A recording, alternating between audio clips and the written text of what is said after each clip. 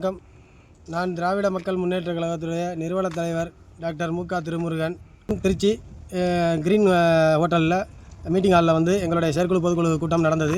அந்த கூட்டத்தில் வந்து 5 மாவட்ட நிர்வாகிகள், அதாவது புதுக்கோட்டை, தஞ்சாவூர், திருச்சி, சிவகங்கை, ராமநாதபுரம் ஆகிய மாவட்டத்திலேருந்து அந்த 5 மாவட்டத்தில் நாங்கள் வந்து இப்போதைக்கு அரசியல் அமைப்பு பண்ணிக்கிட்டு இருக்கிறோம்.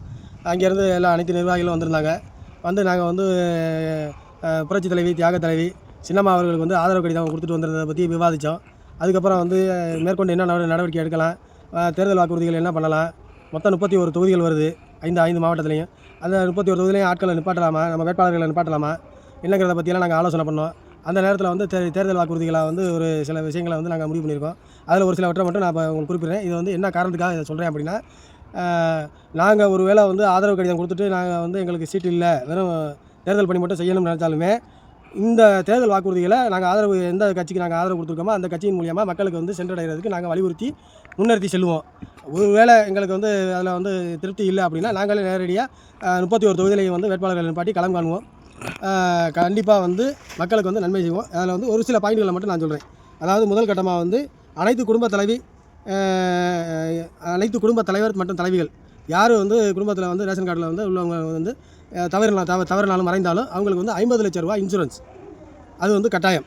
அப்புறம் வந்து வாடகை வீட்டில் தொடர்ந்து, அதாவது இந்த பூமியில் பிறந்துட்டோம்னா நமக்குன்னு வந்து சொந்தமாக ஒரு அடி மண்ணு கூட இல்லை அப்படின்னுங்கிற நிலைப்பாடை நினச்சி பார்த்தா தான் வந்து அதோடய வழிவர்த்தம் தெரியும்.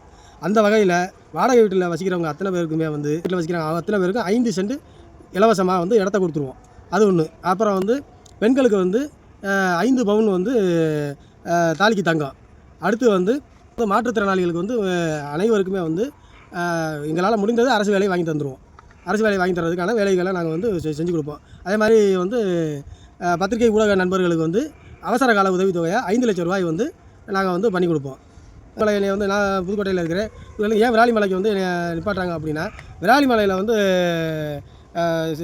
அதாவது எப்படின்னா, மேற்பார்வைக்கு வந்து தங்க மாதிரி தெரியும், உள்ளே போய் பார்த்தா களிமண்ணாக இருக்கும். அப்படிங்கிற மாதிரி தான் வந்து தொடர்ந்து இந்த இது நடந்துக்கிட்டு இருக்குது. அதனால் வந்து அந்த இதை மாற்றணும், நம்மளால் முடிஞ்சதை வந்து மக்களுக்கு சேவை செய்யணும் அப்படிங்கிறத வந்து ஒரே மனதாக கொண்டு நாங்கள் வந்து விராலிமலை தொகுதியில் நின்று நம்ம வந்து செய்யணும் அப்படிங்கிறத முடிவு எடுத்திருக்கோம். அதே மாதிரி தொகுதி வாரியாக போய் வந்து மக்கள்கிட்ட நேரடியாக உங்களுடைய குறைகள் என்ன, உங்களுடைய நிறைகள் என்ன, எல்லாம் அனைத்தையும் கேட்டு தெரிஞ்சு எல்லாத்தையுமே ஒரு ஆய்வு குறிப்பாக எடுத்து நாங்கள் வந்து ஆதரவு கொடுக்குற கட்சிகளுக்கு இதை கொண்டு போய் சேர்ப்போம். அப்படி இல்லைனா நாங்கள் வந்து இந்த 31 தொகுதியிலே நேரடியாக வேட்பாளர்கள் நிப்பாட்டி எங்களால் முடிஞ்சதை வந்து நாங்கள் செய்வோம். எங்களுக்கு வந்து நீங்கள் வந்து வாக்கு அளித்தாலும் சரி, வாக்கு அளிக்காட்டியும் சரி, எங்களுடைய சேவை தொடரும். தூற்றுவோர் தூற்றட்டும், போற்றுவோர் போற்றட்டும். மக்கள் சேவையை மகத்தான சேவையாகும். நன்றி, வணக்கம்.